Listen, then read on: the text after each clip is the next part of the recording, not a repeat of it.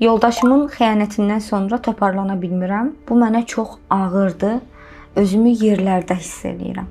Bəli, mən buna aid nə qədər videolar çəkmişəm. Həmişə insanları, xəyanətə uğramış qadınları mən həmişə təşviq etmişəm terapiyaya.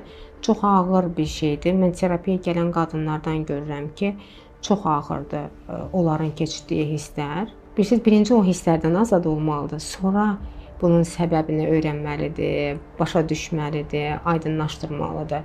Amma o hisslərdən azad olmayınca, xəyanət anında, öyrəndiyi an, o deyilən sözlər və yaxud da gördüyü hansısa bir videodursa və yaxud da hansısa bir sözdürsə, SMS-dirsə, yəni onun ağrısından, acısından qurtulmamış, o birisi mərhələyə keçmək olmur. Mütləq həmin o ağrıdan, acıdan qurtulmaq lazımdır. O da çox rahatdır əslində. Bir neçə seansa başa gələn bir şeydir.